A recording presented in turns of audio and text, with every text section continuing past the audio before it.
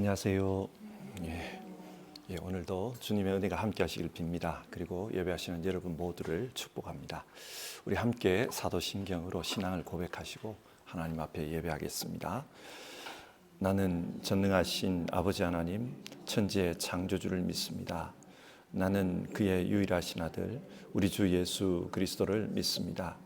그는 성령으로 잉태되어 동정녀 마리아에게서 나시고 본디오 빌라도에게 고난을 받아 십자가에 못 박혀 죽으시고 장사된 지 사흘 만에 죽은 자 가운데서 다시 살아나시고 하늘에 오르시어 전능하신 아버지 하나님 우편에 앉아 계시다가 거기로부터 살아있는 자와 죽은 자를 심판하러 오십니다.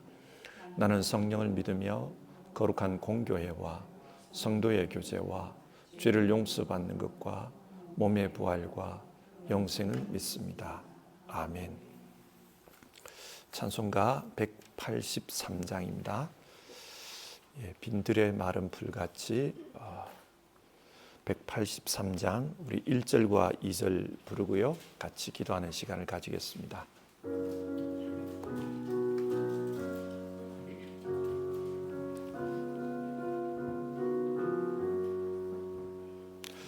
빈들의 마른 풀같이 시들은 나의 영혼 주님이 약속한 성령 간절히 기다리네 가물어 메마른 땅에 단비를 내리시듯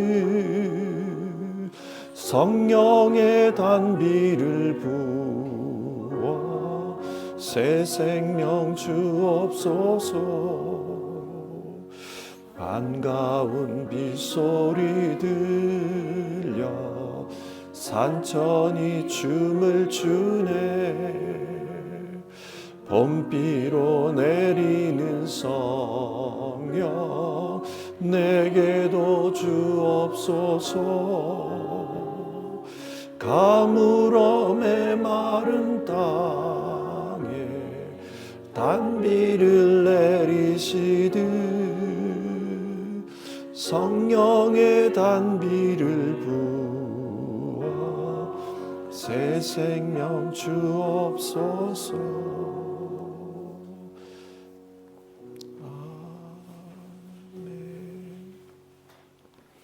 우리 같이 기도하겠습니다.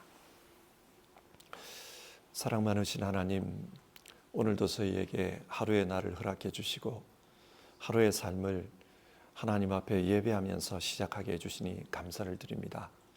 하나님, 우리는 하나님을 섬기라고 택함을 받은 영적 제사장이라는 것을 잘 압니다.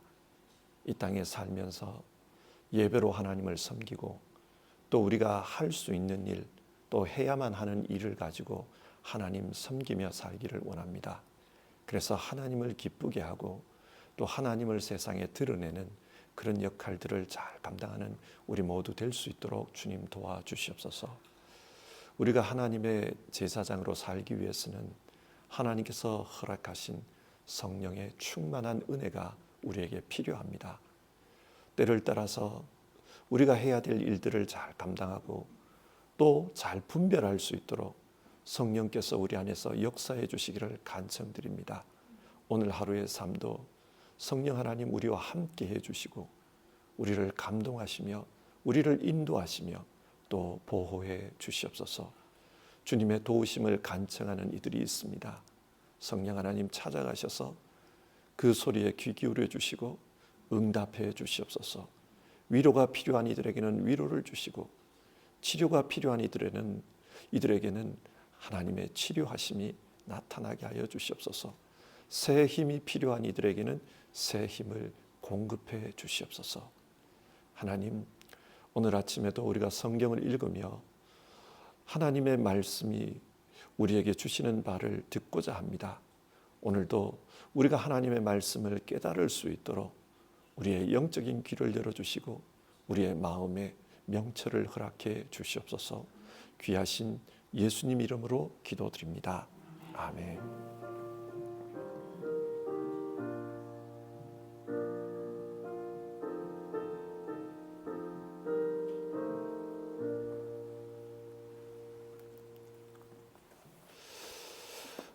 오늘 읽으실 성경 말씀은 누가복음 21장입니다.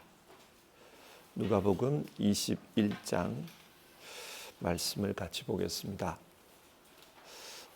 21장 34절부터 36절까지 말씀을 보겠습니다.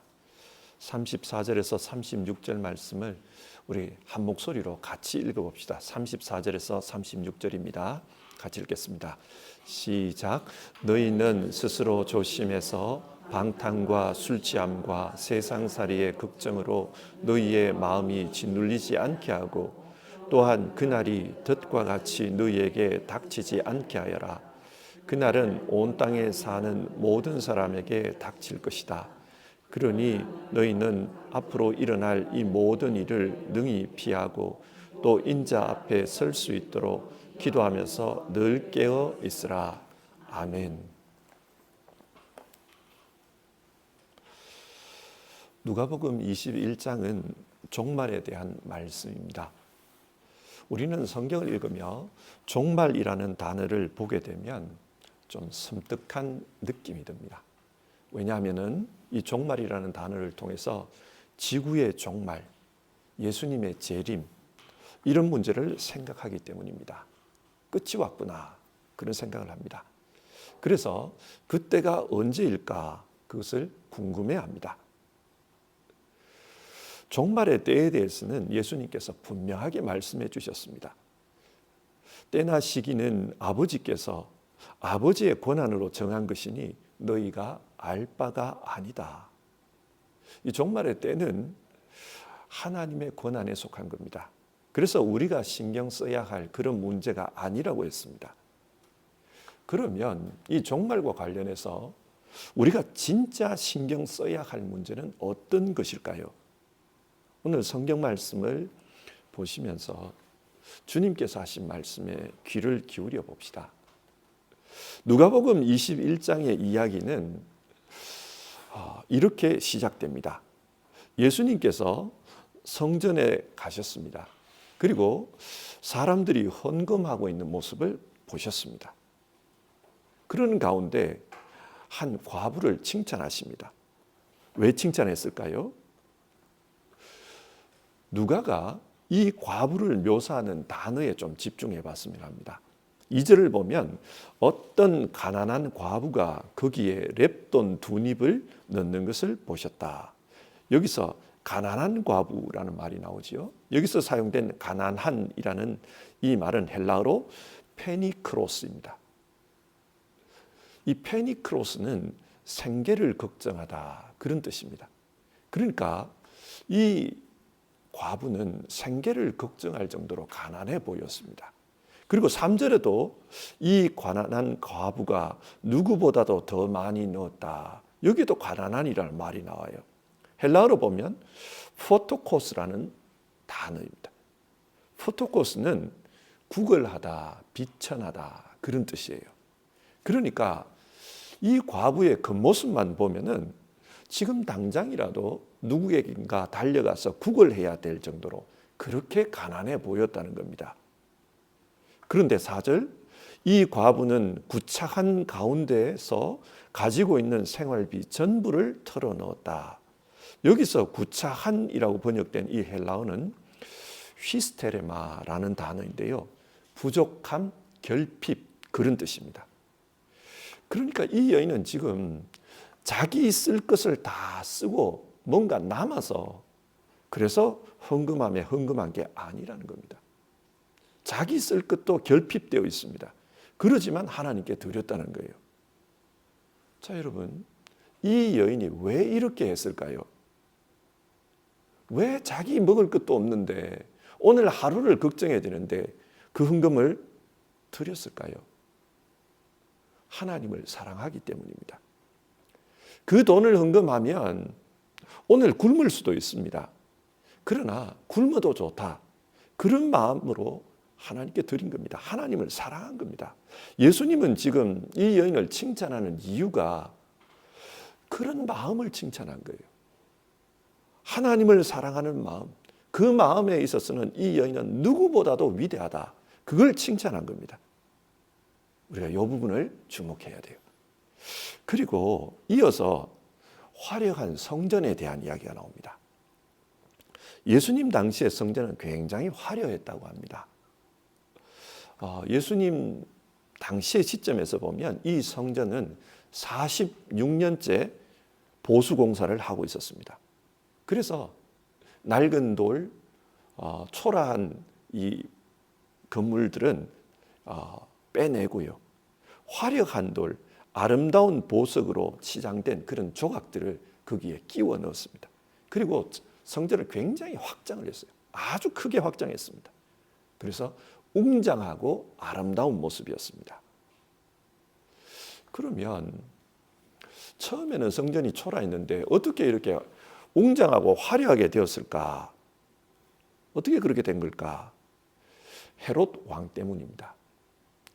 예수님께서 태어날 당시 유다를 다스리던 그 헤롯 왕이 이 성전 보수 공사를 시작한 겁니다. 왜 시작했는가? 이 사람은 에돔 출신이에요. 에돔 출신이 유대의 왕이 된 겁니다. 그러니까 자존심이 강한 유대인들이 도무지 그걸 용납할 수가 없었어요. 저런 사람을 어떻게 우리의 왕으로 인정할 수 있는가? 용납할 수 없었습니다. 그래서 반발이 굉장히 심했습니다. 헤롯은 사람들의 환심을 사기 위해서 유대인들이 좋아하는 일을 해주기로 합니다. 제일 좋아하는 게 뭐냐? 성전이었어요. 그래서 이 성전을 대대적으로 보수합니다. 헤롯이 성전을 리모델링하면서 전체 그 기간을 보면 한 80여 년을 리모델링을 해요.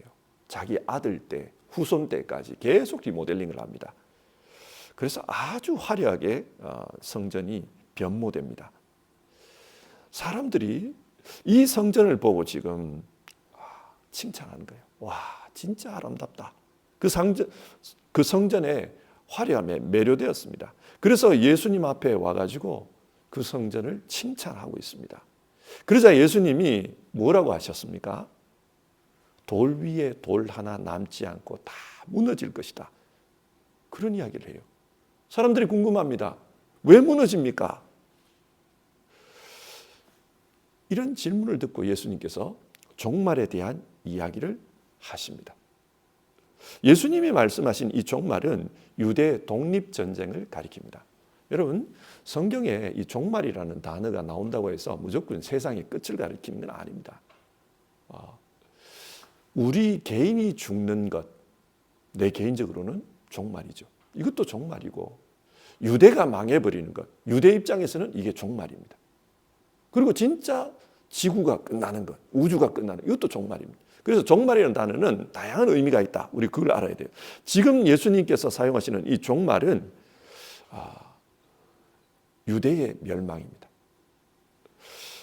주후 66년 유대인들이 로마로부터 독립하기 위해서 민중봉기를 일으켰습니다. 이에 로마는 시리아에 주둔하고 있던 로마 군단을 데려와 가지고 유대를 초토화시켜버립니다. 왜 초토화시켰는가? 다른 민족들에게 본보기를 보이기 위해서였습니다. 로마는 다른 민족을 정복해서 그래서 제국을 만들었지 않습니까? 그런데 자기들에게 저항하는 민족들의 이 민중봉기를 가만히 놔둬버리면 유대만 하는 게 아니라 다른 나라들도 할 거라는 거예요. 그래서 엄두를 못 내게 철저하게 짓밟아버립니다. 본보기를 보이는 겁니다. 그래서 돌 위에 돌 하나 남지 않고 모든 건물들이 초토화되어 버립니다. 성전도 이때 붕괴됩니다. 예수님은 이 사건을 지금 이야기하는 겁니다. 그래서 성경을 보면 20절에서 24절에 예루살렘의 멸망과 관련된 이야기를 말씀하고 있습니다. 그런데 유대인들에게 성전 이 붕괴는 단순한 건물 파괴가 아닙니다. 성전은 유대인들에게 아주 큰 의미가 있습니다. 유대인들의 생각에는 세상의 중심이 어디냐? 이 성전이 중심이라고 봤어요. 왜 성전이 중심이냐? 세상은 하나님이 계시는 하늘이 있고 인간이 사는 땅이 있는데 이 하늘과 땅이 만나는 접점, 거기가 성전이라는 겁니다. 유일한 곳이에요. 하늘의 하나님과 이 땅의 인간이 만나는 유일한 장소가 이 성전이다. 그런데 성전이 무너진다는 것은 이 땅이 무너지는 거라는 거예요. 땅이 무너져 버리고 이제 하늘만 남게 된다. 이런 이야기라는 겁니다. 그래서 이 성전 붕괴 사건 이야기를 듣고 세상이 망하는구나 그렇게 생각했습니다. 그래서 예수님한테 마지막 때 어떤 일이 일어납니까? 그런 이야기를 질문해요. 그걸 질문해요. 예수님께서 마지막 때 어떤 일이 일어나는지 10절 이하에서 이야기를 합니다. 세상이 굉장히 혼란스러울 거라고 합니다. 민족이 민족을 치고 지진과 기근과 역병이 돌 것이다. 아주 힘든 시기가 올 것이다. 그 이야기를 합니다. 그러나 그럼에도 불구하고 제자들은 끝까지 복음을 전하는 증인의 사명을 다해야 된다. 그 말씀을 하세요. 그리고 이어서 25절부터는 우주의 종말에 대한 이야기도 하십니다. 우주의 종말이 있을 거다. 그때 주님이 다시 오신다는 거예요. 주님이 다시 오실 때도 징조가 있습니다. 어떤 징조가 있는가? 하늘에 징조가 있습니다. 해와 달과 별들이 흔들릴 것이다. 그런 말을 합니다. 예수님께서 주님 다시 오실 때 그때는 몰래 오지 않고 하늘에서 번개가 치는 것처럼 공개적으로 오신다 그랬잖아요. 그래서 주님 오심을 나타내는 이 징조도 공개적으로 나타납니다. 하늘과 해와 이 별 이런 것, 또 바다 이런 데서 주님 오시는 것이 분명하게 나타나는 그런 공개적인 징조가 있을 것이다. 그러는 가운데 주님께서 하늘의 권능과 영광을 가지고 구름 타고 이 땅에 오실 거다. 그 말씀을 해 주십니다. 그러면서 하시는 말씀이 무화과 나무와 모든 나무를 보아라. 왜 나무를 보라고 하는가? 나무에 잎이 돋으면 여름이 가까웠다는 거예요. 그처럼 주님께서 말씀하시는 이런 징조가 있으면 하나님의 나라가 가까운 줄 알아라. 그 이야기를 합니다. 자, 이런 이야기를 듣고 나면 자연스럽게 제기되는 질문이 있습니다. 주님, 그러면 마지막이 올 때까지 우리는 어떻게 살아야 합니까? 이런 질문입니다. 여러분, 어떻게 살라고 합니까? 주님께서는 기도하면서 늘 깨어 있으라 이야기를 하셨습니다. 기도하면서 늘 깨어 있으라. 깨어 있다는 게 어떤 건가? 34절을 보시면 너희는 스스로 조심해서 방탕과 술 취함과 세상살이의 걱정으로 너희 마음이 짓눌리지 않게 하고 또한 그날이 덫과 같이 너희에게 닥치지 않게 하여라. 깨어 있다는 것은 세상에 취해 있으면 안 된다는 겁니다. 방탕과 술 취함, 세상에 취해 있으면 안 된다.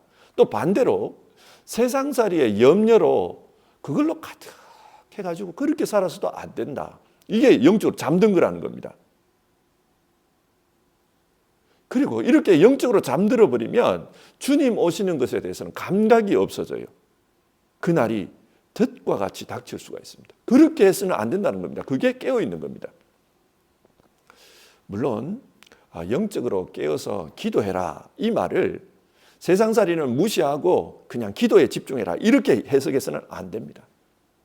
우리는 하나님께서 주신 사명들이 있습니다. 앞에서 제자들에게도 마지막 때가 올 때까지 너희는 염려하지 말고 복음 전하는 일에 집중해라고 했지 않습니까? 우리도 마찬가지입니다. 우리의 사명에 집중해야 됩니다. 종교개혁자 루터는 종말의 삶에 대해서 이렇게 말했어요. 내일 종말이 오더라도 나는 오늘 사과나무를 심겠다. 무슨 말입니까? 설령 내일 종말이 온다 할지라도 나는 오늘까지는 내가 해야 할 사명을 다하겠다 이 말입니다. 자기 삶에 최선을 다하라는 말입니다. 그런데 여기서 조심해야 될 것은 자기 삶에 최선을 다하면서 자기 삶에 집중하다 보면 하나님 나라를 잊어버리는 경우가 발생합니다. 우리 모두는 하늘 본향을 향해서 나아가고 있는 사람들입니다. 히브리서 11장을 보면 아브라함과 이삭과 야곱은 이 땅에서 나그네로 살았다는 거예요. 왜 나그네냐? 그들은 하늘 본향을 향해서 가고 있는 사람들이었기 때문이다. 그 이야기를 합니다. 그런데 나그네로 살면서 와, 여기가 너무 좋습니다. 이 땅이 너무 마음에 듭니다.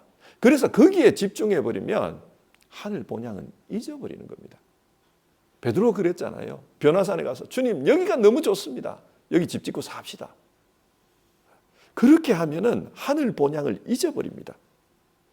그래서 중간 기착지에 마음 쏠리지 말고 최종 목적지를 바라보라는 겁니다. 그게 영적으로 깨어있는 겁니다. 영적으로 잠이 들어버리면 중간 기착지, 거기에 집중하는 겁니다. 주님은 늘 기도하라 그랬습니다. 기도하면서 우리를 돌아보라는 거지요. 나는 지금 내 마음이 어디에 쏠려 있냐? 진짜 주님께서 말씀하시는 그 나라를 향해서 내가 가고 있나? 아니면 지금 여기에서 마음이 쏠려서 여기서 집 짓고 주님 여기가 좋습니다. 그러고 있냐? 그걸 늘 돌아봐야 되는 겁니다. 그리고 또 깨어있다는 게 어떤 거냐? 오늘 본문을 전체적으로 이렇게 보면요.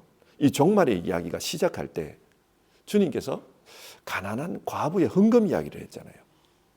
가난한 과부. 그리고 그 다음에 나온 이야기가 자신의 정치적 목적을 위해서 화려한 성전을 지었던 이 헤롯의 모습. 이 두 개가 대조되고 있어요. 자, 어느 게 진짜 중요한 삶일까요? 이 가난한 과부처럼 사는 게 진짜 중요한 삶을 사는 걸까요? 아니면 헤롯처럼 사는 게 진짜 중요한 삶일까요? 사람은 누구나 다 죽습니다. 다르게 말하면 내 세대가 지나가기 전에 나에게는 종말이 다가옵니다. 주님을 대면하게 될 겁니다. 그때 누가 칭찬을 들을까요? 성경이 나오는 이 과부일까요? 아니면 화려한 성전을 지었던 그 헤롯일까요? 주님은 지금 우리에게 진짜 중요한 게 뭔지를 알아라. 이 땅에 사는 동안 진짜 중요한 게 뭔지를 알아라. 그 이야기를 합니다. 사람들은 그 가난한 과부에게 집중하지 않았습니다. 사람들이 바라본 것은 헤롯이 만들어 놓은 그 웅장하고 화려한 건물이었습니다. 눈에 보이는 거에 집중했어요. 그런데 주님은 진짜 중요한 건 그게 아니라는 거예요. 정말 하나님을 사랑하는 그 과부의 마음, 그게 중요하다. 그 마음을 가지고 살아야 된다. 우리에게 그걸 말씀하는 겁니다. 예수님께서 성전에 들어가셔서 그 제사하려고 하는 사람들의 상을 뒤집어 엎었습니다. 왜 뒤집어 엎었습니까? 주님 보실 때는 하나님 사랑하는 마음은 하나도 없으면서 그저 제사를 빌미로 자기 돈 버는데 거기에 집중하고 있더라는 거예요. 겉으로 보면은 성전 일을 위해, 성전 제사를 위해서 일한 사람들이 대단해 보입니다. 그러나 주님 보실 때는 그 마음에 탐욕만 있지 하나님 사랑하는 마음은 없다는 겁니다. 그래서 뒤집어 엎은 것입니다. 깨어서 기도해야 된다.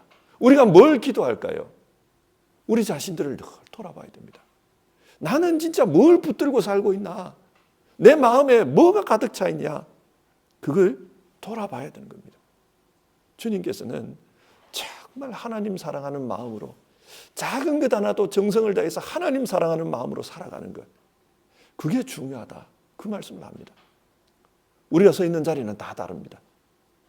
어떤 분들에게는 가정이, 또 어떤 분들에게는 직장이, 또 어떤 사람에게는 교회가 하나님께서 맡겨놓은 사명지일 것입니다. 또 어떤 사람에게는 이 모든 게 다 사명지일 수도 있습니다.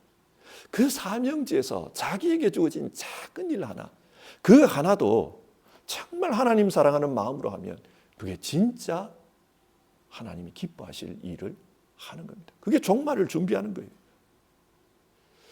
가끔씩 가족 중에 건강이 좋지 못해서 힘들어하시는 분들을 봅니다. 최선을 다해서 돌보시는 모습을 보면 그런 생각이 들어요. 아, 하나님께서 저분을 천사로 보내주셨다. 그래서 하나님께서 지키고 돌보라고 그 일을 맡기신 거다. 그런 생각이 들어요. 그 역할을 최선을 다해서 믿음으로 하는 것, 그게 하나님께서 맡겨주신 일을 하는 겁니다. 그게 중요합니다. 그런데 사람들은 그런 거에는 관심이 없어요. 별로 관심이 없고 언제 종말이 옵니까? 우주가 언제 망합니까? 정말 뜬구름 잡는 것 같은 거기에 호기심을 가지고 쫓아다녀요. 여러분, 교회 안에도 그런 사람들이 얼마나 많습니까? 이단들이 왜 성공합니까? 그런 사람들이 너무 많은 거예요. 그래서 언제 온다 그래버리면 사람들이 몰려오니까 그래 성공하는 거 아닙니까? 정말 주님께서 중요하게 여기는 것, 그거는 소홀히 하고 나하고 아무 상관도 없는 언제 종말이 오냐, 언제 우주가 망하냐, 거기에 집중하는 걸 보면 참 그래요. 오늘 주님께서 말씀합니다. 깨어 있으라. 깨어서 기도하면서 정말 마지막이 왔을 때, 네 인생 마지막이 왔을 때 하나님 앞에서 이 난을 피하도록 그렇게 잘 대비를 해라. 주님께서 맡기신 일을 잘 감당하면서 믿음으로 사는 겁니다. 진짜 하나님 사랑하는 게 뭔지를 알고 그렇게 살아라. 우리에게 그것을 말씀합니다. 오늘 설교를 정리하겠습니다. 종말과 관련해서 우리에게 진짜 중요한 것은 주님 앞에 섰을 때 내가 주님과 어떤 모습으로 대면할 것인가, 그 문제입니다. 내일이라도, 아니 오늘이라도 주님께서 부르시면 우리는 가야 됩니다. 100년 뒤에, 10년 뒤에 종말이 오는 그게 중요한 게 아닙니다. 내 개인에게는 오늘이 종말일 수 있고 내일이 종말일 수 있습니다. 우리는 정말 주님 앞에 섰을 때 어떤 모습으로 쓸까? 그걸 생각하면서 살아야 됩니다. 주님께서는 그래서 우리에게 부탁하기를 깨어서 기도해라. 깨어서 기도하고 뭐가 제일 중요한지를 분별하고 너에게 맡겨진 그 사명을 잘 감당해라. 우리에게 그것을 말씀합니다. 주님께서 우리에게 보여주셨던 정말 종말 때에 칭찬받을 사람은 그 과부였습니다. 오늘 하루의 삶을 주님은 하나님 사랑하면서 사는 그 삶, 그게 진짜 칭찬받을 사람이라고 말합니다. 그래서 오늘 하루 우리가 어떻게 사는 것이, 내가 어떻게 사는 것이 하나님을 진짜 사랑하는 것일까, 그걸 생각하면서 우리가 기도했으면 좋겠고요. 주님, 정말 주님 사랑하면서 살겠습니다. 그런 마음으로 우리가 함께 찬송하고 기도하는 시간을 가져봅시다. 찬송가 314장입니다. 314장 1절과 3절입니다. 1절과 3절 부르고 같이 기도하겠습니다. 314장, 옛날 찬송가로는 511장입니다. 1절 3절입니다.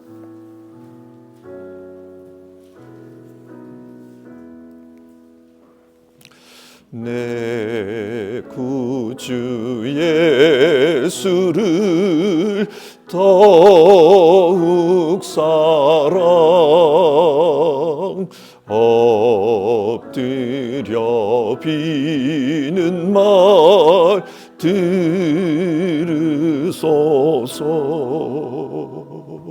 내 진정 소원이 내 구주 예수를 더욱 사랑, 더욱 사랑. 이 세상 떠날 때 찬양하고 숨질 때 하는 말 이것일세. 다만 내비는 말 내 구주 예수를 더욱 사랑, 더욱 사랑. 자, 우리 같이 기도하는 시간 가져봅시다. 오늘 살펴본 말씀 생각하면서 우리 같이 기도합시다. 우리 모두는 종말을 준비하고 있는 사람들입니다. 내 세대가 지나가기 전에 내 개인의 종말은 찾아올 것입니다. 그때 주님 앞에 서서 나는 어떤 모습으로 주님의 심판을 받을 거냐, 그게 중요합니다. 바라기는 우리 모두 주님께 칭찬 듣는 그런 사람이 되기를 원합니다. 다 칭찬받아야 됩니다. 그러기 위해서는 우리가 지금의 이 시기를 어떻게 살아야 되는가? 주님은 깨어서 기도하라고 했습니다. 깨어서 기도하는 가운데 진짜 중요한 게 뭔지를 알고 그 일을 하면서 살라고 했습니다. 그래서 우리가 기도합시다. 주님, 늘 주님 앞에서 깨어서 기도하는 기도의 영성의 사람 될 수 있도록 도와주시옵소서. 내가 기도하는 일에 깨어있게 하시고 기도하는 일에 열심을 내게 하옵소서. 그리고 주님, 기도하는 가운데 진짜 중요한 것이 무엇인지를 알게 하여 주시옵소서. 내게 맡겨주신 그 일에 주여 최선을 다하게 하옵소서. 누구인가 보이기 위해서가 아니라 정말 하나님 사랑하는 마음, 하나님 사랑하기 때문에 그 일 감당할 수 있도록 주님 도와주시옵소서. 하나님 사랑하는 마음으로 충만케 해주시옵소서. 우리 이런 기도 제목으로 같이 기도해 봅시다. 기도하겠습니다.